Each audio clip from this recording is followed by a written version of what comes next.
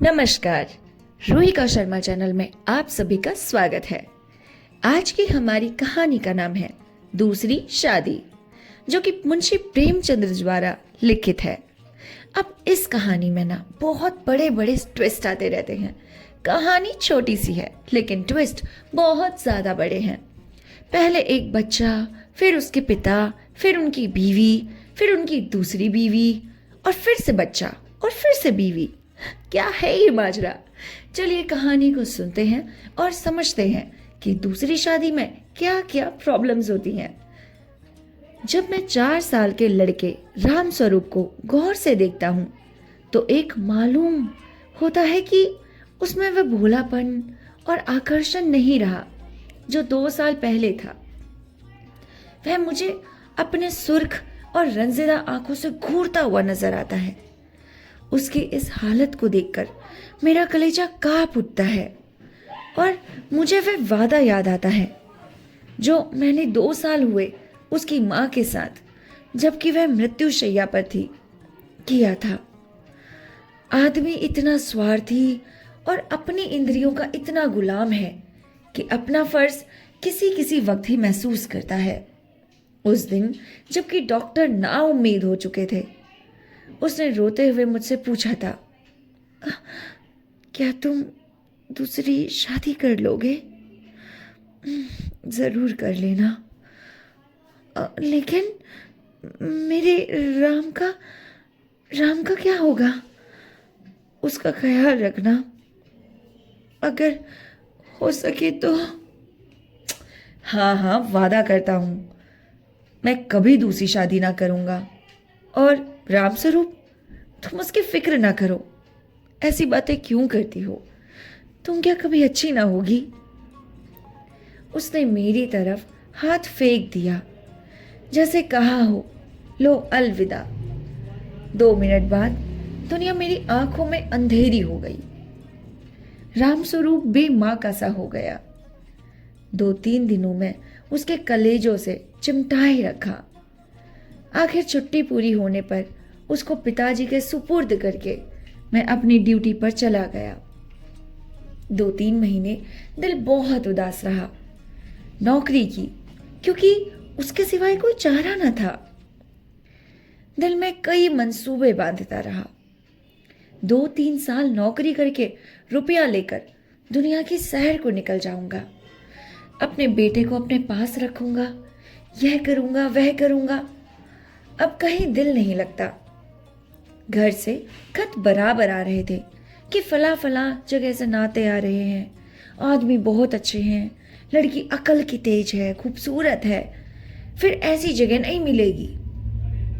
आखिर करना तो है ही, कर लो। हर बात में मेरी राय पूछी जाती थी, लेकिन मैं बराबर इनकार किए जाता था।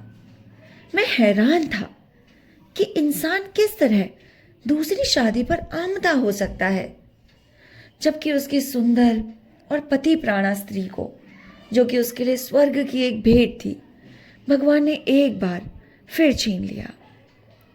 अब वक्त बीतता गया। फिर यार दोस्तों के तकाजे शुरू हो गए। कहने लगे, जाने भी दो यार, औरत तो पैरा की जूती होती है, एक फट गई दूसरी बदल ली। स्त्री का कितना भयानक अपमान है। यह कहकर मैंने उनका मुंह बंद कर दिया। जब हमारी सोसाइटी, जिसका इतना बड़ा नाम है, हिंदू विधवा को दोबारा शादी करने के लिए इजाजत नहीं देती, तो मुझे शोभा नहीं देता कि मैं दोबारा एक कुंवारी से शादी कर लूं। जब तक ये कलंक हमारी कौम से दूर नहीं हो जाता, मैं हरगिज, कुंवारी तो दूर की बात है, किसी विधवा से भी ब्याह न करूंगा। ख्याल आया, चलो नौकरी छोड़कर इसी बात का प्रचार करें। लेकिन मंच पर अपने दिल के ख्यालात जबान पर कैसे लाऊंगा? भावनाओं को व्यवहारिक रूप देने में, चरित्र मजबूत बनाने में, जो कहना उसे करके दिखाने में हमें कितनी कमी है, यह मुझे उस समय मालूम हुआ जबकि 6 महीने बाद मैंने कुंवारी लड़की से शादी कर ली। घर के लोग खुश हो रहे थे कि चलो किसी तरह माना।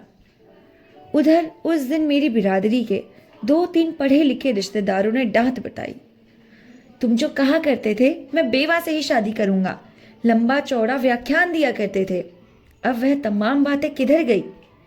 तुमने तो एक उदाहरण भी न रखा जिस पर हम चल सके। मुझ पर जैसे घड़ों पानी गिर गया। आंख खुल गई। जवानी के जोश में क्या कर गुजरा मैं।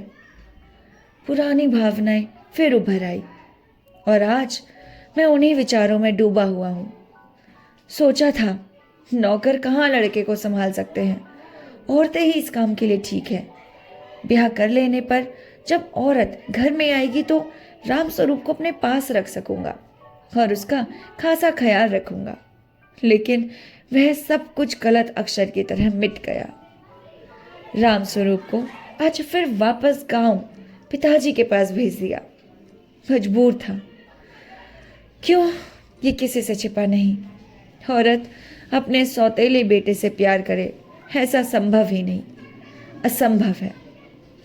ब्याह के मौके पर सुना था कि लड़की बड़ी नेक है, स्वजनों का खास ख्याल रखेगी और अपने बेटे की तरह समझेगी, लेकिन सब झूठ।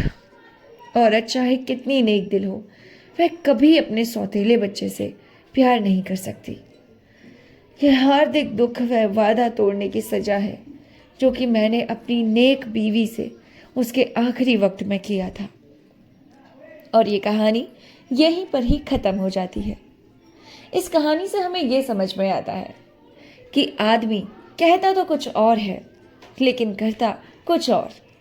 जब उसके सामने परिस्थितियां आती है ना, तभी वो जिस प्रकार से रिएक्ट करता है वही उसकी असली मानसिकता होती है। अदरवाइज कहने को तो लोग चांद पर जाने की बातें करते हैं, तारे तोड़ लाने की बातें करते हैं, लेकिन असल में अगर कोई या उन्हीं कोई जिन्हें वो वादे कर रहे हैं कि चांद तारे ला कर देंगे, 1 रुपया भी मांग लेना तो यूं फराक से फरार हो जाते हैं। तो चलिए कहानी यहीं पर ही ख़त्म करते हैं। मिलते हैं आपसे नेक्स्ट कहानी के साथ। और एक और बात, हैप्पी होली। आप सभी को होली की ढेरों बधाइयाँ। भगवान आपके जीवन को खुशियों के रंग से भर दे। मिलते हैं आपसे नेक्स्ट कहानी के साथ। तब तक के लिए नमस्कार। अपना ख्याल रखिएगा।